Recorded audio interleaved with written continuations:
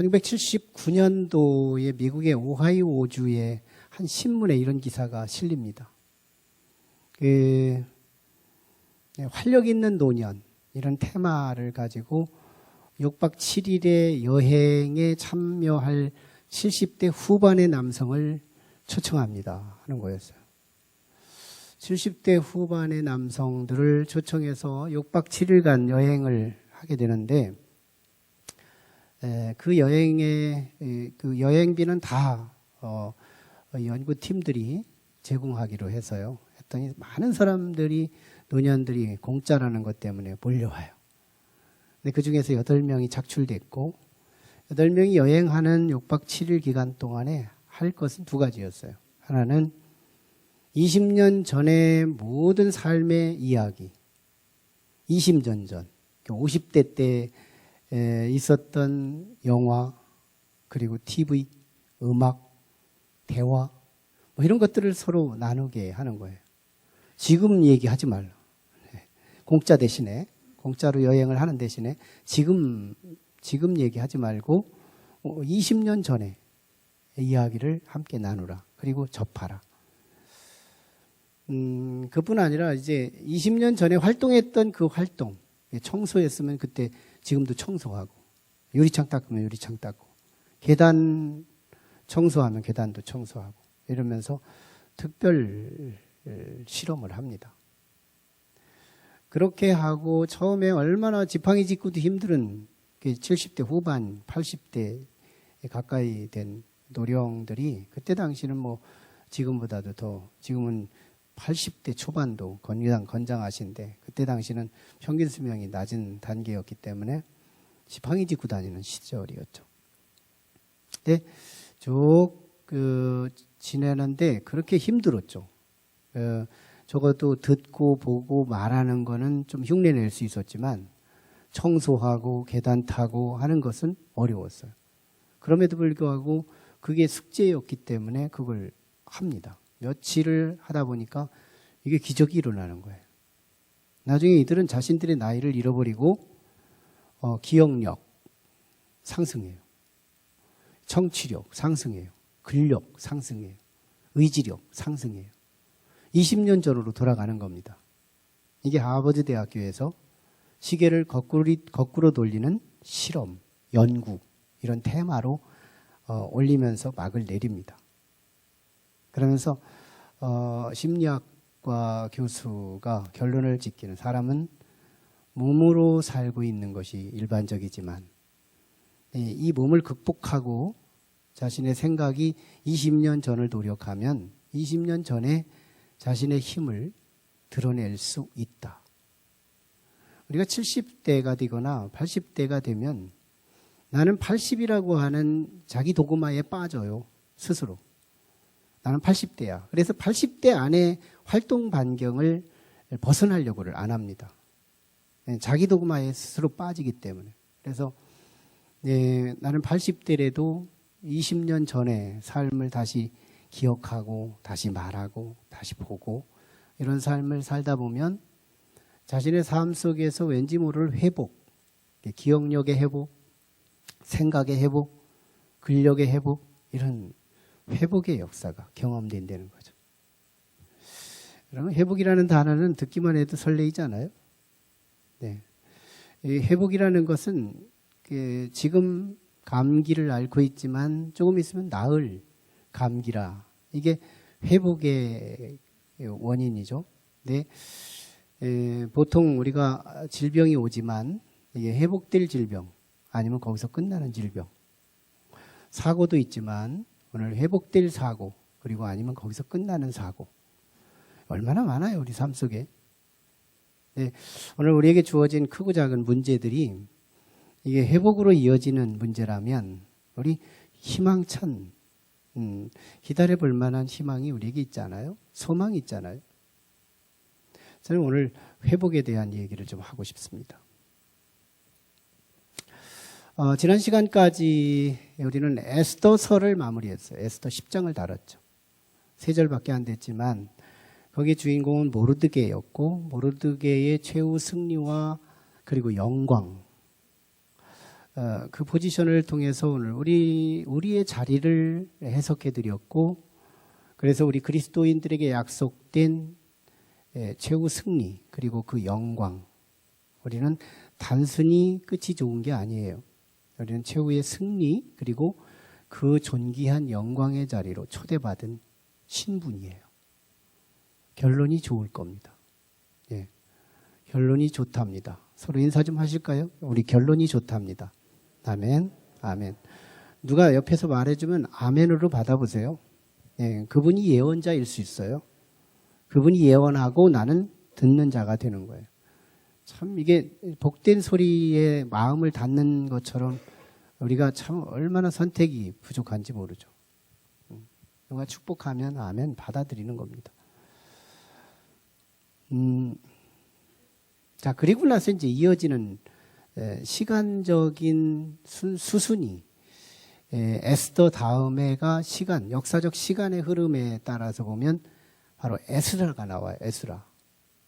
성경책의 편집으로 보면 뒤에서 앞으로 올라오는 순서지만 시간으로는 지금 에스더 다음에 에스라가 나오는 거예요. 그리고 느헤미야가 나와요. 시간상. 예, 제국시대에. 그 다음에 또 마지막엔 말라기가 나오고 이제 3권 남은 거죠. 말라기 나오고 그 다음에 마태, 마가, 누가, 요한, 복음서가 나와요. 그러니까 구약 성경에서 우리가 뭘 자꾸 말씀을 전하려고 하느냐면 하나님이 다스리는 신정 왕국, 하나님이 다스리는 나라, 하나님이 함께하는 백성에게 하나님이 다스린다.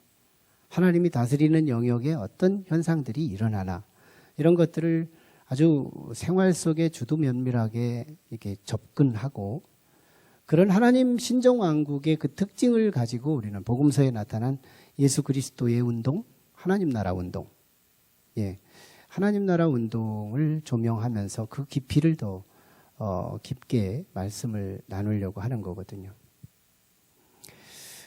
그래서 우리는 이제 에스라서에 들어온 겁니다. 에스라서에 들어오면서 우리가 1장에서 시작되지 않고 7장부터 시작되는 것은 역사적 시간의 흐름의 면밀성 때문이에요.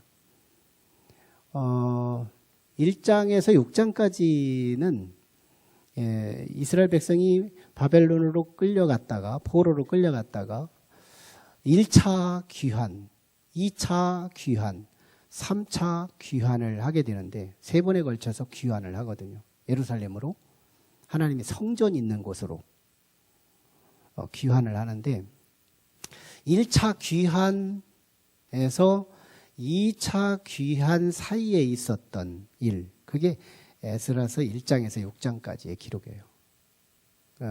1차 귀환을 해서 그들이 스룹바벨 성전을 재건하죠. 무너진 성전을 다시 재건해요. 스룹바벨과 예수아를 통해서 하나님의 성전이 다시 무너진 성전을 다시 재건합니다. 그리고 나서 이제 2차 포로가 귀환해서 예루살렘으로 넘어가는 기사가 바로 오늘 7장부터 시작되는 거예요. 2차. 그러면서 오늘 본문도 2개로 또 한번 이렇게 나누어서 생각해야 되는데요. 1절에서 5절까지가 바로 에스라의 그 족보와 그리고 그 신앙의 인격을 드러내는 내용이 1절에서 6절까지의 내용이에요. 그리고 오늘 본문의 7절부터 10절까지가 2차 귀환의 지도자와 그리고 따라서 함께 예루살렘에 갔던 사람들의 대표자들만 기록을 하게 돼요. 실제로 페르시아 제국에서 예루살렘으로 귀환한 실제 숫자는 1773명, 장정만 20대에서 60대까지, 남자만. 여성까지 포함하고 노약자를 포함하면 대략 9,000명으로 추산됩니다.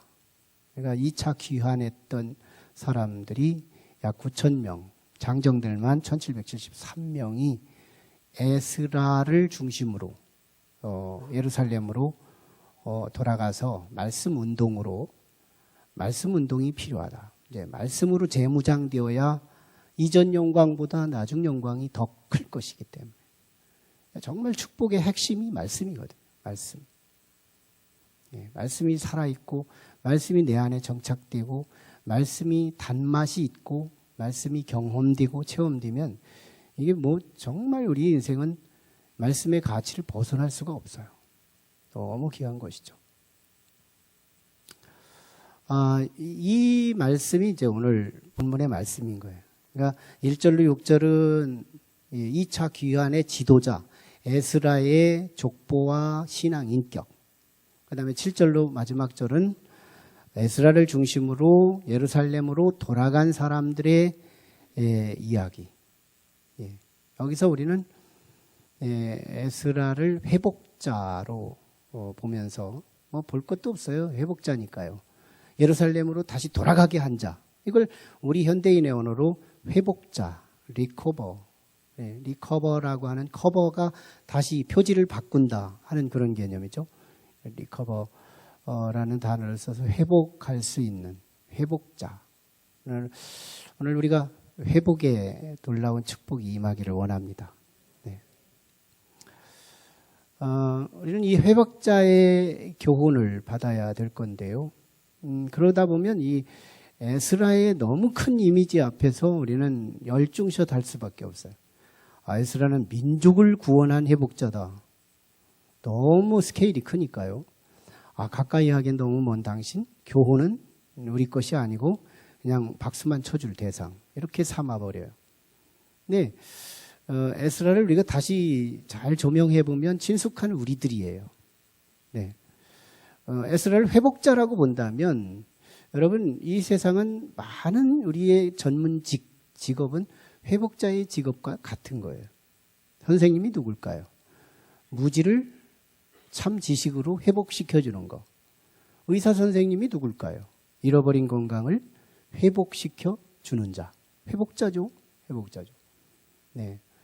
또 환경미화원은 어떨까요? 너무 지고한 사회적 신분만 터치하면 안 되니까. 환경미화원은 어떻게 해요? 사람들이 이렇게 혼란케 하고 지저분하게 흐트러 놓은 것을 다시 정돈하고 회복시켜주는 자. 중식 담당자가 누굴까요? 배고픈 우리들을 근력으로 회복시켜주는 자. 이게 에스라는 가까이 하기 너무 먼 당신이 아니고 친숙한 우리들의 자리인 거예요. 에스라를 하나님이 그 회복자로 쓰셨다는 겁니다. 얼마나 감사한 거예요. 여러분, 하나님이 나를 쓰신다. 이거 설레이는 일이거든요. 돈 많은 사람이 나를 쓰면 월급 주죠. 그냥 내 공로로 내가 받은 거라고 생각하면서 우리는 별 자극이 없지만요. 지체 높은 사람이 나를 쓰면 조금 자존감이 회복돼요. 또 저 높은 사람이 나를 썼으니. 우리가 조금 더 높아서 대통령이 나를 쓰신다면 이거 발벗고 나설걸요. 목욕제계하고 우리 태도 바꾸고 사람들한테 드러내고 자랑하고 그럴걸요. 영광, 대통령이 나한테 저쪽에 가서 갖고 오라고 신분을 시켰다고. 이 신분이 높을수록 그분이 시킨 일은 존귀해지는 거죠. 만왕의 왕 되시고 우리 인생에 오고 오는 모든 인류를 통치하시고 다스리시는 하나님, 그분이 우리를 쓰신다면, 이거 생각해 보면 영원한 시간의 자리에서 우리의 자리, 하나님이 나를 쓰신다. 이건 대단히 귀한 거예요. 네. 하나님이 나를 쓰신다. 하나님께서 에스라를 그렇게 쓰셨다는 거예요. 하나님이 에스라를 쓰셨어요. 하나님이 에스라를 쓰시는 이 조건이 있었어요. 두 가지가 있습니다. 오늘 본문에서 조명되는 내용이지만요. 첫 번째가 운명론적으로 주어진 축복이 있어요. 하나님이 쓰시게 된 첫 번째 조건. 운명론적으로, 자기의 노력이 없어요. 운명론적으로 주어진 축복. 거기에 하나님이 쓰신 기름 부음이 있어요. 또 하나가 있다면 선택적으로 집중한 그 축복, 자기가 선택한 그 결과를 누리게 되는 그래서 하나님이 그를 붙들고 쓰셨다는 그런 말씀이거든요. 운명론으로 주어진 축복과 자기가 선택으로 주어진 이 축복이 함께 결부될 때 하나님은 참으로 역사 속에서 이 땅에서 잠깐 사역하고 영원한 나라 천국에서 영원히 누리게 하시는 이 영광의 자리로 인도하시는 이 약속에 쓰임받는 인재. 오늘 그 말씀을 함께 조명하려고 합니다. 에스라를 쓰신 운명론적인 첫 번째 조건은 오늘 1절부터 5절까지 나타난 에스라의 족보와 그 믿음이었어요. 에스라의 족보를 보세요. 그의 아버지, 그의 조상 올라가 보면 에스라라고 하는 조상부터 시작해요. 에스라. 제사장 계열입니다. 예. 그리고 그 스라야죠, 스라야 아들이요 하면서 족보를 다루기 시작하는데 그의 1대손, 2대손, 4대손, 5대손, 6대손, 7대손, 10대손, 12대손, 15대손, 16대손. 아론의 대제사장 계열의 16대손이다. 막 족보를 자꾸 들어놓으니까 우리 무슨 굉장히 지루하게 느껴지지만 여기에 말하고 싶은 뜻이 있다는 거예요. 뭐예요? 하나님께서 에스라를 쓰시기 위해서 조상 대대로 흐트러지지 않는 영성의 기름 부음이 흘렀다는 거예요.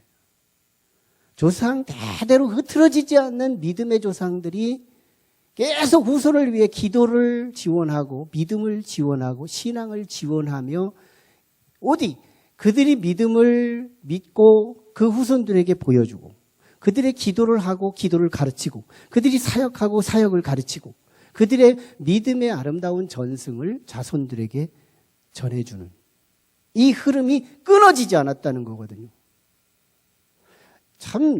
우리는 내 조상들의 이 기도를 먹고 자랐다는 거. 이게 얼마나 위대한 일이에요. 기도를 먹고 자랐다. 본 게 믿음이고 본 게 찬송이고. 우리 한번 영상 한번 좀 틀어줘 볼래요? 한번. 이 개념에서 한번 이 동영상 한번 보시고 우리의 마음. 아버지의 하나님의 크신 역자와 성령의 감동하며 역사하시는 이곳이 물려찰러리 간 지금부터 영광까지 아멘. 지금부터 주여 한번 부르고 주여 한번 외치고 기도를 시작합니다. 주여! 주여!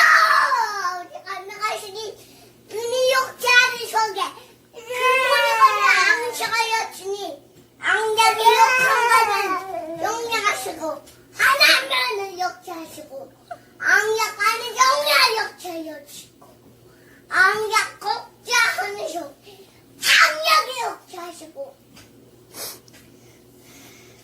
은혜 주신 하나님 복장하는 속에 은혜 주신 하나님 신자가사 하나님의 의지를 역사하시며 그 하나님의 그를 역사하시고 지금부터 예수님의 이름으로 기도합니다. 아멘.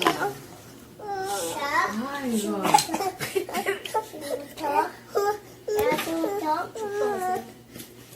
주가 아까 해치니까요. 자, 찬송가 199장 찬송함으로 예배를 마치겠습니다. 수요 예배입니다. 너의 서당하는 잿빛노에 여겼으나 어머니는 무대 위에 앉아서 깨끗한 제품에 있으니 이 성령심이 서당합니다. 기야다 우리 어머니가 들려주신 도 재미있게 듣다 말 이 제품에 있으니 성경심이 서당합니다. 옛날 용맹신 없던 아니네의 정원과 주대 임금 다윗한 역사와 주의 선지 엘리야 영어타고 하는데 올라가던 길을 기억합니다.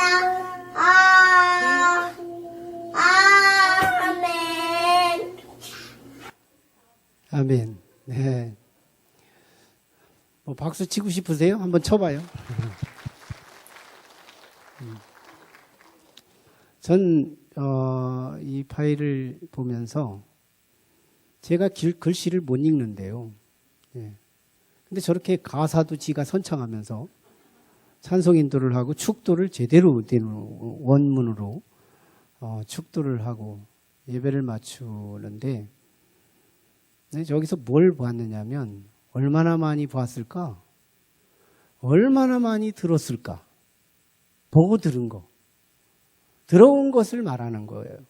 야, 참 우리의 후손들, 우리의 자손들이 부모의 얼굴에서 나오는 말, 부모의 입에서 나오는 말, 우리 자손들은, 우리의 자녀들은 똑똑해요. 부모의 이중성을 봅니다. 부모들은 믿어줄 거라고 생각하지만 자녀들은 우리 부모의 입술을 속지 않아요. 이중적인 모습 봅니다. 말은 그렇지만 다 지키지 못하지요. 우리 아빠, 우리 엄마, 아이들은 그렇게 봐요. 그런데 놀랍게도 우리 자녀들은 우리의 뒤통수를 통해서 정직을 봅니다. 우리 아빠가 힘들 때 기도했고 하나님께 찬송했고 예배했고 믿음으로 끙끙 참아 이겼고 거기에 정직을 보는 거예요. 자손들은요, 우리의 자녀들은 부모님의 뒷모습을 통하여 정직한 영성을 보여주고 들려주고 경험하고 그러면서 그에 들어있는 그것으로 나타내고 표현되고 나타날 때 결국은 거기에 그의 영성이 결정되더라는 거예요. 본대로 움직이고 본대로 말하고 본대로 활동하더라. 하나님은 그 축복을 간과하지 않아요. 얼마나 참 중요한 일이에요. 그러면 우리는 나는 나 때부터 예수 믿었는데 어떡하지? 나부터 시작하면 되는 거예요. 내가 스라야가 되면 되는 거예요. 스라야로부터 시작된 거니까요. 나 때부터 시작되면 되는 거예요. 우리는 우리 육신의 자손들만 생각해요. 아니에요. 영적인 다음 세대, 육적인 다음 세대 포함해서 우리는 다음 세대가 없는 사람들이 없어요. 믿음에 우리의 후손이 있다면, 믿음에 우리의 자녀들이 있다면, 바울 사도같이 자신의 자식들이 없잖아요. 그런데도 믿음의 자손들을 만들어내잖아요. 나 때문에 예수 믿는 사람이 생겨나면 다음 세대가 되는 거거든요. 그를 향하여 오늘 우리가 뭐 해야 돼요? 우리의 뒤통수로 가르치는 거예요. 우리의 뒷모습으로 그들에게 가르치고 보여주고 들려주고 하면 그 마음에 그들이 본 그대로 말하고 드러내고 표현하면서 하나님의 마음에 합한 자로 쓰임받게 되더라는 거예요. 이거 운명론적이잖아요. 애가 만든 게 아니잖아요. 조상들이 만들었고 부모들이 만들었고 윗사람들이 만들어준 환경이잖아요. 이게 재산이죠. 자녀들의 환경에 이 재산이 얼마나 크냐고요. 하나님이 쓰신 첫 번째 조건. 두 번째 하는 이 에스라를 하나님께서 존귀하게 쓰신 두 번째 조건은 선택적으로 자기가 집중하여 선택하여 세운 실력 때문인 거예요. 에스라의 실력은 두 가지로 구분되는데요. 하나는 말씀입니다. 참으로 이 세상은 얼마나 할 일이 많고요. 접근할 일이 많고 갈 곳이 많고 선택할 것이 얼마나 많은지 너무너무 다채로워요. 그런데 성공하는 사람들을 보면 이 많은 선택선에서 그중에서 한두 가지를 붙들고 시간을 보내요. 한두 가지를 붙들고 역사를 이루어요. 한두 가지를 붙들고 거기에 에너지를 던져요. 그게 소위 오늘날 성공의 법칙 속에서 나타난 일만 시간의 법칙이라고 그러죠.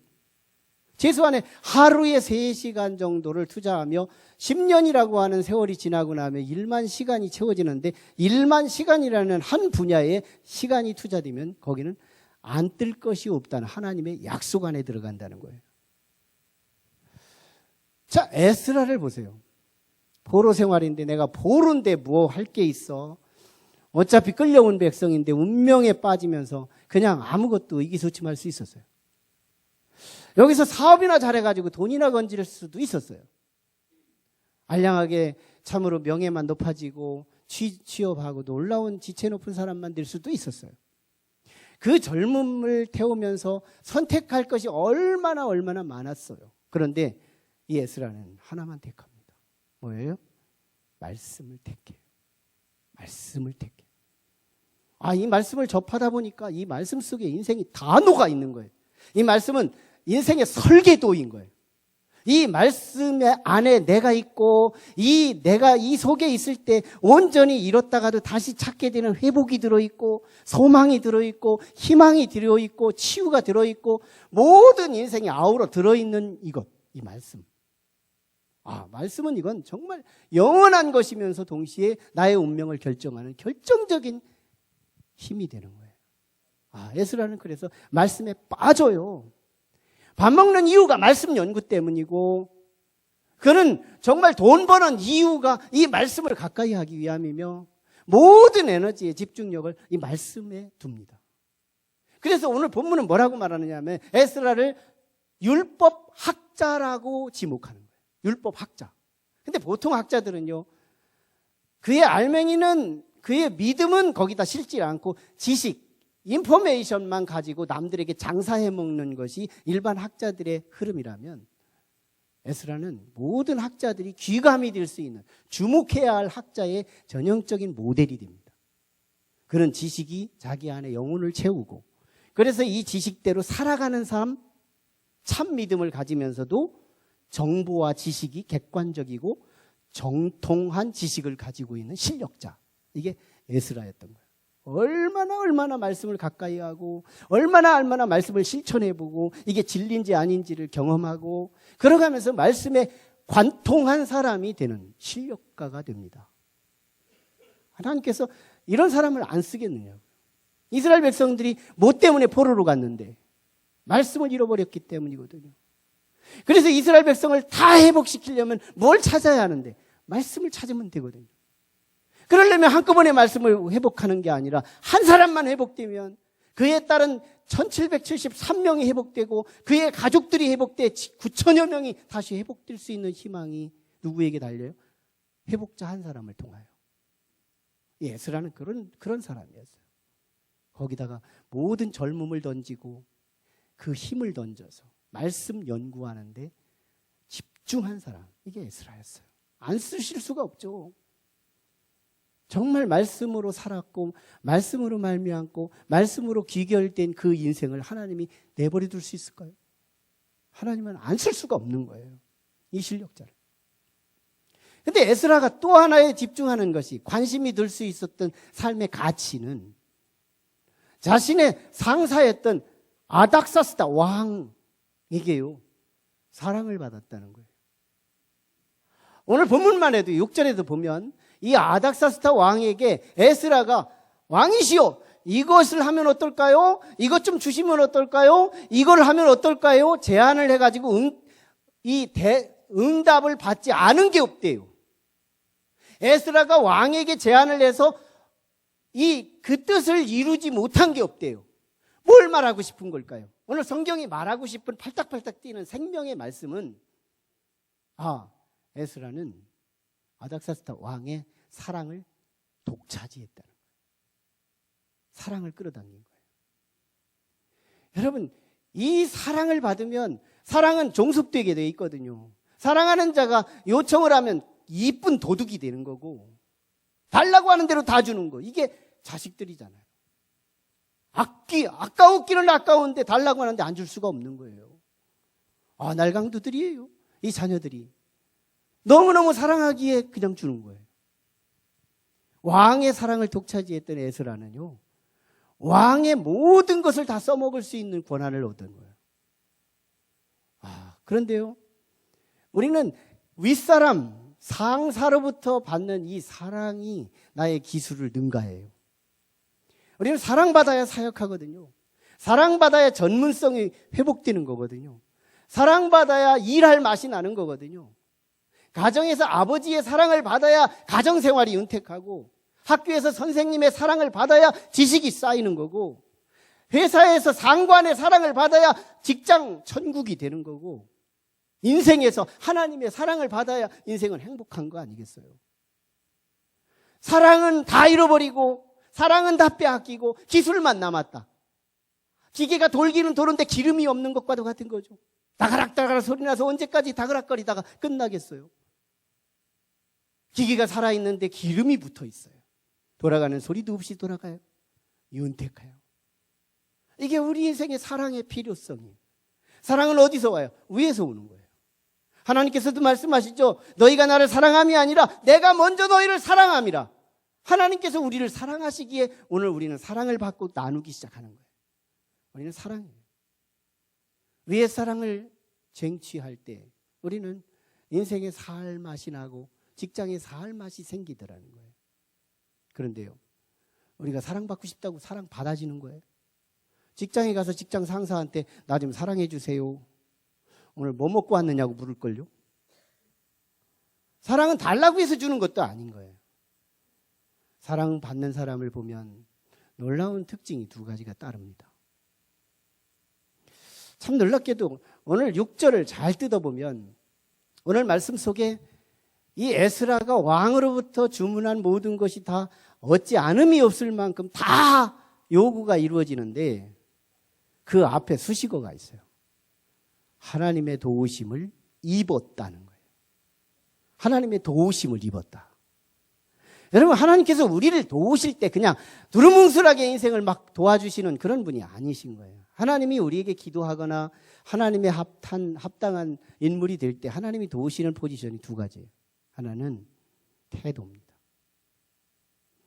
하나님께서 우리 안에 오셔서 우리의 거친 성품을 거두어 가시고 그리스도의 온유한 성품과 겸손한 성품과 부드러운 성품이 내 안에 들어오시면 내 스스로가 힐링이 돼요. 마음의 안정이 찾아져요. 여러분, 내가 마음이 평안한데 남한테 불안함을 줄 수가 있을까요? 없어요. 내가 누군가의 마음을 불안하게 하고 있다는 것은 내 마음이 불안하다는 것을 말하는 거예요. 하나님이 우리를 도우실 때 내 마음에 평안함을 주십니다. 그러면서 이 평안함이 뭘로 나타나요? 언어로, 얼굴로, 눈빛으로 이웃에게 나타나는데 이게 태도예요. 이게 오늘의 삶 속에서 나를 만나는 사람의 얼굴을 대하는 태도예요. 언어도 태도요, 얼굴색도 태도요, 눈빛도 태도요, 말도 태도요, 다 태도로 나타나죠. 은혜 받으면 말이 바뀌어진다는 말이 그거고, 은혜 받으면 얼굴이 밝아질 수 있다는 게 바로 그거며, 우리의 모든 삶의 태도로 나타나는, 믿음은 태도예요. 하나님을 향한 태도가 온순해지고 부드러워지고 순종이 되는 이 모습은, 믿음은 태도이기 때문인 거예요. 관계는 태도예요. 더군다나 이게 직장 상사, 나에게 상관을 향한 나의 태도는 뭘 끌어당길까요? 사랑을 끌어당기는 거예요. 윗사람한테 나 사랑 주세요, 구걸해서 사랑을 받는 게 아니고 나의 윗사람을 깍듯하게 대해주며, 당신은 나보다 잘난 분이고 당신은 나보다 짬밥이 높고 당신은 나의 상관이니 나는 당신을 하나님처럼 모시겠습니다. 이 태도로, 얼굴로, 언어로, 눈빛으로 드러내 보십시오. 상관은 저절로 사랑하게 돼 있습니다. 사랑의 단추예요. 사랑의 보턴이에요. 우리는 아버지의 사랑을 받을 수 있는 비밀이 있어요. 우리는 선생님의 사랑받을 수 있는 비밀이 있어요. 우리는 사장님의 사랑을 받을 수 있는 비밀이 있어요. 우리는 하나님의 사랑을 받을 수 있는 비밀이 있어요. 뭐예요? 우리 태도 개선. 이 부분을 내 노력으로도 할 수 있는 부분이 있지만 온전히 이룰 수 있는 것은 하나님의 도움을 받아야 돼요. 태도가 바뀌면 사랑이 위에서 흘러요. 태도가 바뀌면 우리의 사랑이 내 속에, 내 인생에 기름이 부어져요. 다갈다갈하지 않습니다. 톱니바퀴가 돌아가는 소리가 들리지가 않아요. 기름친 기계처럼 순조롭게 돌아가죠. 오늘날 세상이 참 보기 싫은 세상, 살기 힘든 세상은 내가 만든 거지 남들이 만든 게 아니에요. 나의 태도가 내 환경을 만듭니다. 하나님이 나를 축복하기로 작정하시면 나의 태도 개선부터 시작하세요. 그런데 놀랍게도 내가 마음이 평안한데 안 할 수 없죠. 내 마음에 평강이 있고 내 마음이 천국인데 어째서 남한테 지옥을 줄 수 있어요?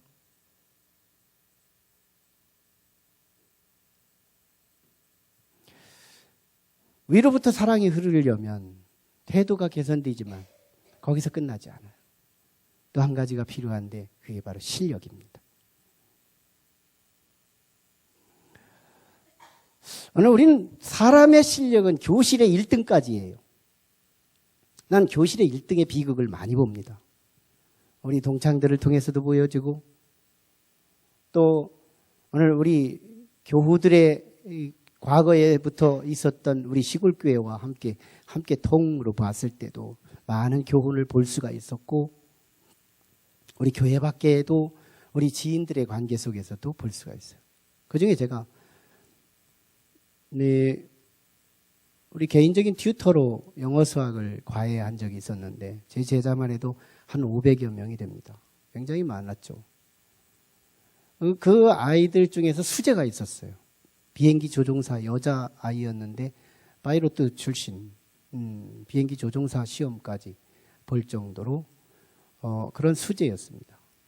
그 가정에 그 엄마가 학교 다닐 때 언제나 1등 했기 때문에 엄마의 등불이었고 희망이었어요. 우상이었어요. 하나님도 안 믿는데 그렇게 공부를 잘하는 거예요. 예, 나중에 성균관대 법대까지 우수하게 졸업을 했는데 그거요, 나중에 한량이 되는 거예요. 방황자가 되는 거예요. 할 일이 없으니까요. 시원찮은 데는 들어가고 싶지도 않고, 위대한 데는 나를 거절하고, 이 막 굉장한 이 삶의 유리 속에 빠져요. 그러다가 나중엔 밥 먹고 자고 하다가 우울에 빠집니다. 근데 그 모습을 본 엄마는 우상이 아주 대물이 돼버리니까 우울에 빠져요. 엄마도 우울, 딸도 우울. 그래서 우울의 집안이 돼요. 서로 뭐라 그래요? 나가서 죽으라고. 저주하는 관계로 바뀌어요. 교실의 1등의 비극이 하나의, 참 모든 사람이 다 교실의 1등이 비극이 약속된 건 아니지만 교실의 1등의 비극을 보여주는 한 모델이라고 봐요. 사람은 고작 해야 교실의 1등이에요.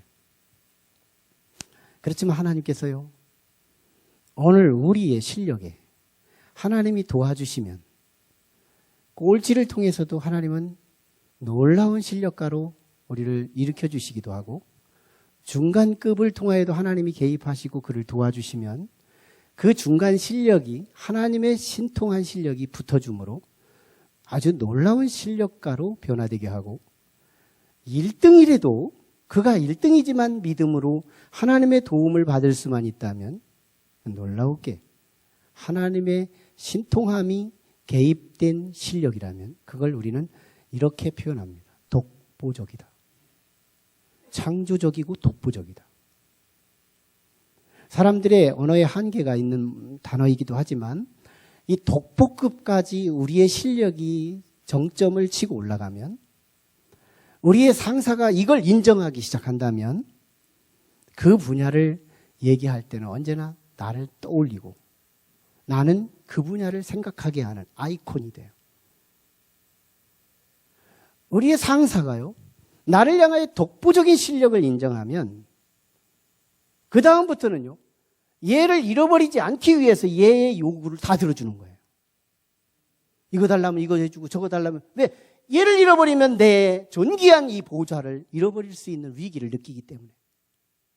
그래서 얘는 사랑할 수밖에 없고 사랑받을 수밖에 없도록 그 상사로부터 사랑이 흘러갈 수밖에 없다는 거예요. 아닥사스다 왕이 에스라를 볼 때 그랬다는 거예요. 더 중요한 건요, 실력은 있는데 태도가 불량하거나 태도는 있는데 실력이 없다면 위로부터의 사랑을 기대하기가 쉽지는 않다는 거예요. 태도는 공손한데 실력이 없어요. 실력은 탁월한데 태도가 상관 위에 올라가려고 그래요. 자기의 지도자는 이 두 가지 결격된 요소에서 사랑을 흘려보내지 않습니다. 에스라가 회복자로서 왕이 쓰고 하나님이 쓰실 수 있었던 두 가지 요소는 태도의 기름 부음, 실력의 독보적인 실력. 여기에 하나님도 쓰시고 아닥사스다 왕도 썼다는 거예요. 여러분, 정말 오늘 우리에게 주어질 이 내 살기 좋은 세상, 은혜로운 가정, 우리의 직장 천국을 누리기를 원한다면 오늘 우리는 각자 이 기도 제목이 목표 있는 기도 제목이 돼요. 두루뭉술하게 하나님 나 기복적으로 나 잘되게 해주세요, 이런 차원이 아니에요. 하나님 나 내 태도가 바뀌게 해주세요. 세상을 대하는 태도, 부모를 대하는 태도, 상관을 대하는 태도, 나 하나님을 대하는 이 태도, 여기에 기름 좀 부어주세요. 이 기도 제목이 초점을 가지고 며칠만 기도해 보시라고요. 세상이 벌써 달라져 있을걸요? 우리의 문제는 언제부턴가 모르게 내가 태도가 만들어낸 세상이 거칠고 광야로운 세상을 만들어버려요. 아니에요. 나의 태도가 바뀌면 세상은 바뀌게 돼 있다. 그리고 내가 실력이 교실에서는 꼴찌해도 괜찮아. 꼴찌들이 사회에서 얼마나 성공하는 사람 많아요? 중간질이라도 괜찮아요. 중간질들이 얼마나 독보적인 실력을 드러내는 사람 많아요? 1등이라도 운명론적이지 않아요. 1등이라도 끝내 하나님 붙들고 하나님의 실력이 자신에게 가해진다면 독보적인 실력을 가져요. 나 없으면 안 되는 세상, 나 없으면 안 되는 영역. 나는 분명히 회복자로 살 수 있다는 거예요. 회복자는 내가 회복이 되고 남들을 회복시키는 행복한 삶이죠. 에스라를 조명했지만 에스라보다 더 원조 대신, 그리고 더 온전하고 더 통전적으로 에스라보다 더 에스라인 예수 그리스도를 소개합니다. 예수님이 누구예요? 예수님이 이 땅에 성탄으로 오시지만 그분은 사랑을 갖고 오십니다. 사랑을 입고 오셨죠? 사랑의 코트를 입고 오셨죠? 그는 마태복음 5장 17절에서 세례를 받을 때 하나님의 음성을 들어요. 이는 내 사랑하는 아들이요 내 기뻐하는 자라 하시니라. 예수님은 이 말씀을 울켜먹어요. 제자들이 한 사람도 못 들었어요. 근데 예수님은 울켜먹은, 평생 울켜먹은 말씀. 그리고 마태복음 17장 5절에는 변화산에서 또 음성을 또 들어요. 이는 내 사랑하는 아들이요 내 기뻐하는 자라 하시니라. 이의 말을 듣고 내려가라 이거예요. 제자들이 여기에 예수님의 장막을 짓고 엘리야의 장막을 짓고 모세의 장막을 짓고 여기서 눌러 살자고 요청하는 이 말에 하나님의 음성이 들려주면서 내 사랑하는 아들과 내 기뻐하는 이 예수 그리스도를 따라서 내려가라는 거예요. 세상으로.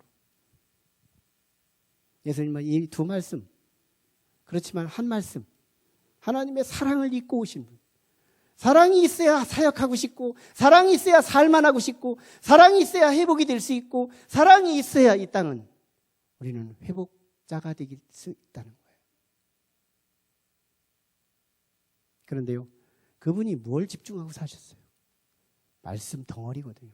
요한복음 1장 1절에는 말씀이 육신이 되어 이 땅에 오셨다고 말씀하면서 말씀 덩어리로, 말씀 자체로 에스라가 여기에 카피할 수 없어요. 흉내낼 수가 없어요. 에스라보다 더 에스라일 수밖에 없는 것은 예수님은 말씀 덩어리였고 말씀 엑기스였어요. 그는 말씀으로 오셨고 말씀으로 사셨고 말씀을 다 성취하여 십자가에 죽기까지 성취하시고 부활하셔서 말씀의 승리와 영광을 독차지한 분이 예수님이세요.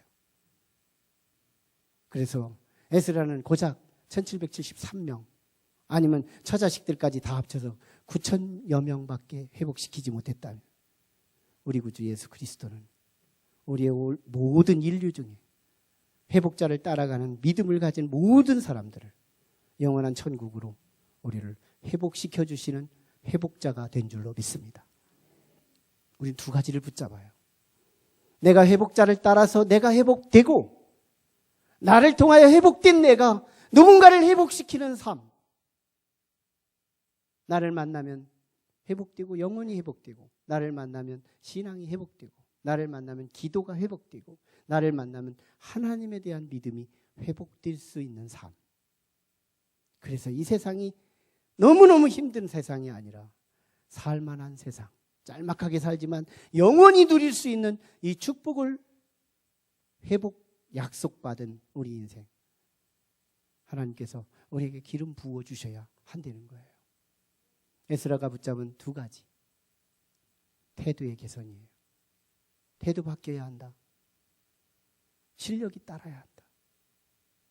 그러면 우리가 회복되고 다른 사람을 회복시킬 수 있는 하나님의 쓰시는 도구가 된다는 거예요. 하나님께서 한번 나를 쓰시면요, 영원토록 누리게 하시는 자원이 된다는 거예요. 살만하지 않아요?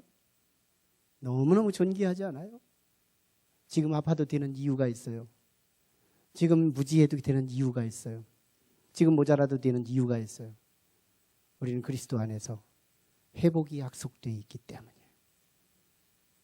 한 번 온 감기가 인생을 끝내야 하는 감기도 있어요. 한 번 온 질병이 인생을 종쳐야 하는 질병이 있어요. 한 번 온 환란이 인생을 마지막 끝내야 하는 환란이 있어요. 그러나 회복될 수 있는 감기, 회복될 수 있는 사고, 회복될 수 있는 문제라면 우리는 오늘 또 웃음을 잃지 않을 수 있어요. 이 주인공이 저와 여러분이 될 수 있기를 주의 이름으로 축원합니다.